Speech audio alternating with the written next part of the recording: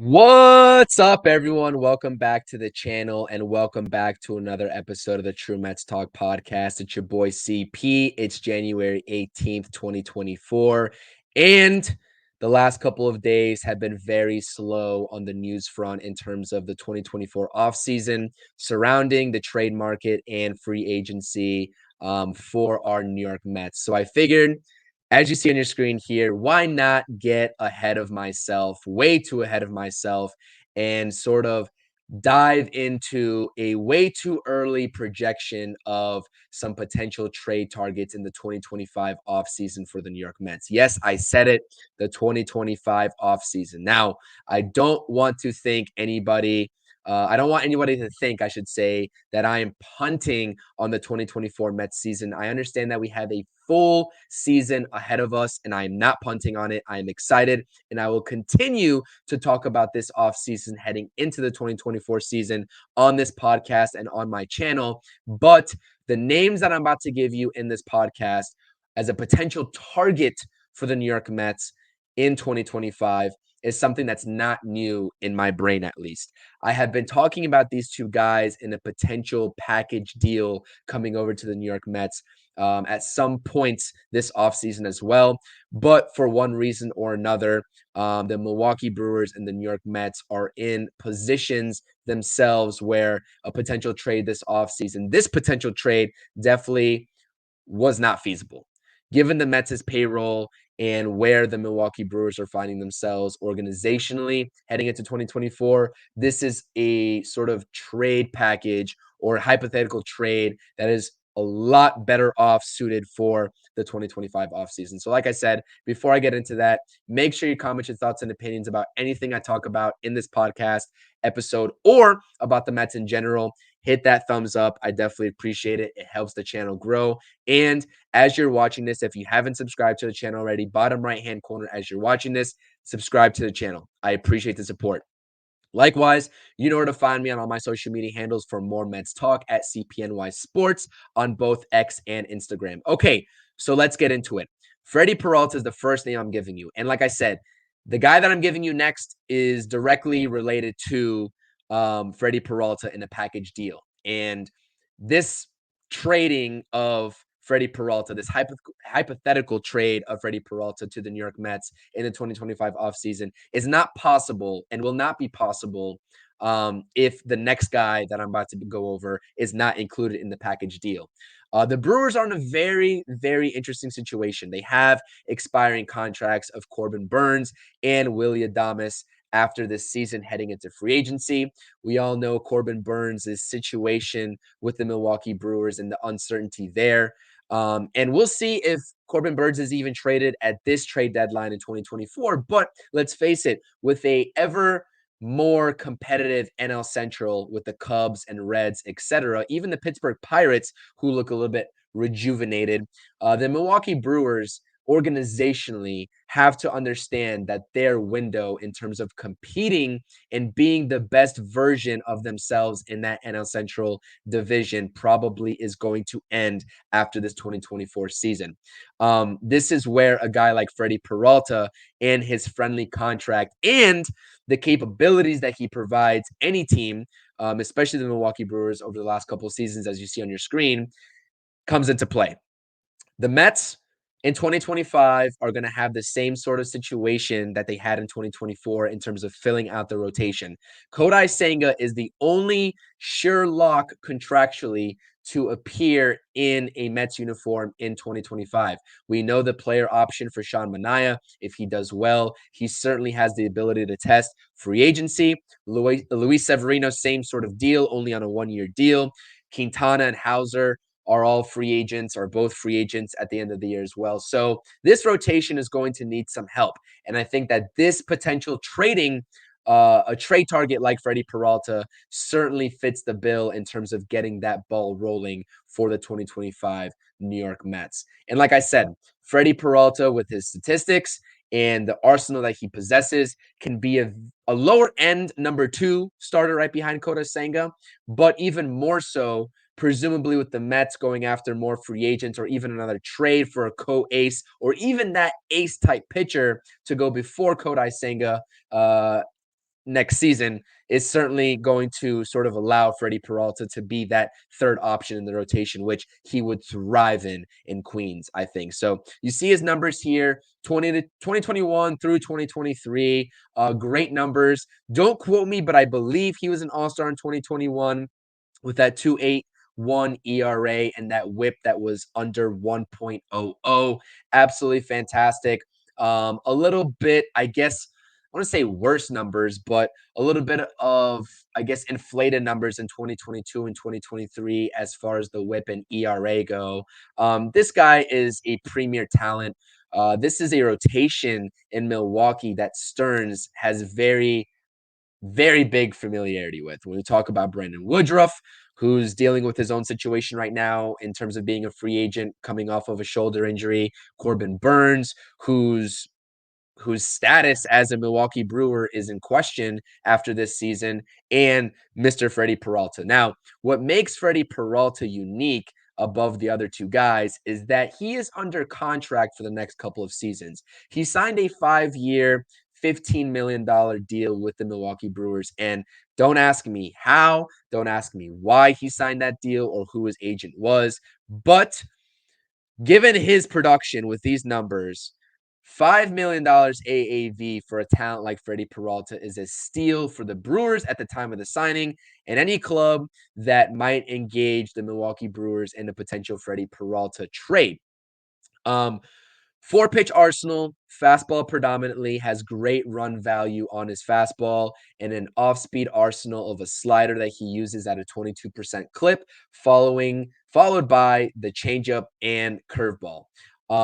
Whiff percentage, strikeout percentage, fastball run value, all fantastic for Freddy Peralta, which makes him a very attractive trade candidate for the New York Mets heading into the 2025 offseason. And like I said at the top of this podcast, if the worlds collided between the Brewers and the Mets this offseason and everything played out perfectly, I would have pulled the trigger on this sort of trade if I was David Stearns this offseason.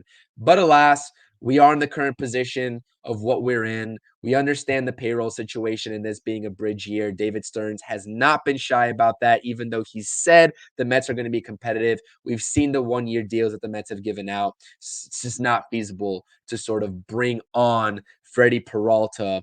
And let's be quite frank. He's making $5 million in 2024, and his luxury tax cap hit is going to be $8 million over the course of the next 2 seasons if I have his contract down pat from Spotrac. So the Brewers are not fools. They're not going to let this guy walk for pennies, and they're not going to trade him for pennies. So enters the secondary piece alongside Freddy Peralta that the New York Mets would have to also take on contractually and as a ball player to make the premier get of this trade happen pretty much with Freddy Peralta. And that is outfielder / DH, left-handed hitter, Christian Yelich.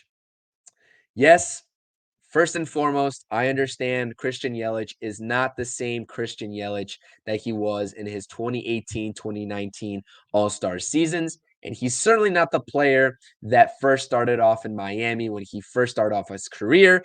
He's not that same Christian Yelich. And I'm not trying to convince you that he is. But depending on what the New York Mets do in terms of the DH this offseason, right now in 2024, in the endless debates and discussions that we've had about the DH situation with guys like Justin Turner, Jorge Soler, JD Martinez, or in-house routes with Mark Vientos and DJ Stewart, this is something where the Mets can kill 2 birds with 1 stone in terms of filling in the roster for 2025 and beyond. Now, like I said, Christian Yelich, definitely a little washed. I'm not going to not convince you of that. He definitely is. The numbers took a hit in that COVID 2020 season, but they have been steadily progressing over the course of the last 3 seasons. You see 2021 to 2022 and 2022 to 2023 most recently. All of these offensive metrics here, average, slugging percentage, OPS, home runs, RBIs, all of that production has increased over the course of the last 3 seasons. So still a very capable veteran left-handed bat.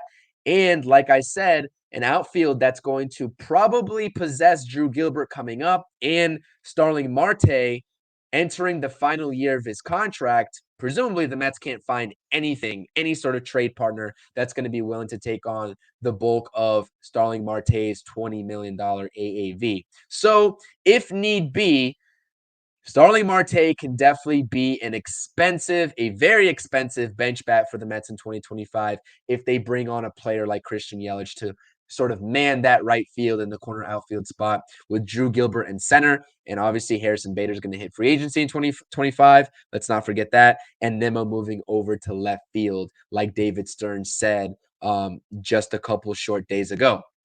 So definitely possible. Like I said, I understand that Christian Yelich is not the attractive name here. You have a free agent class of outfielders in 2025 with two names heading the top of that list, and Juan Soto and Anthony Santander. Now, like I said, in order for this type of trade to happen and come to fruition, I'm talking about this on January 18th, 2024, and I'm projecting this to happen next offseason in 2025. A lot has to go right for both the Brewers and the Mets to see this trade through. And I'd rather have an Anthony Santander or a Juan Soto in my outfield. But let's just say Juan Soto signs that extension with the Yankees. It's not guaranteed, but let's say it happens. And Anthony Santander walks to another free agent or to another team in free agency. Christian Yelich getting his bat in a package with a premier talent like Freddy Peralta is definitely something I'm interested in.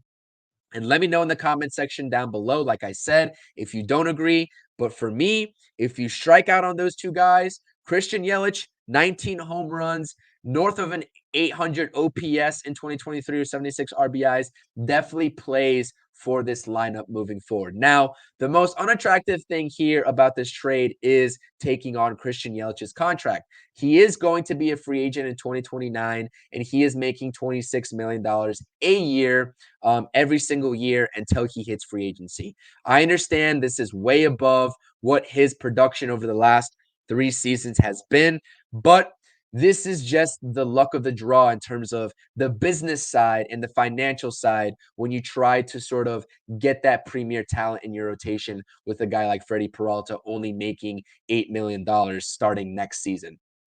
It is what it is, and I'll tell you why it's financially possible for the Mets to do. This wasn't financially possible and not feasible for the Mets to do this offseason, given what the payroll is and the luxury tax penalty that Steve Cohen is already paying in 2024. Not feasible. But in 2025, you can see on your screen, the 2025 New York Mets projected payroll plummets to $161 million. And how does that compare to the luxury tax threshold set by the MLB in 2025?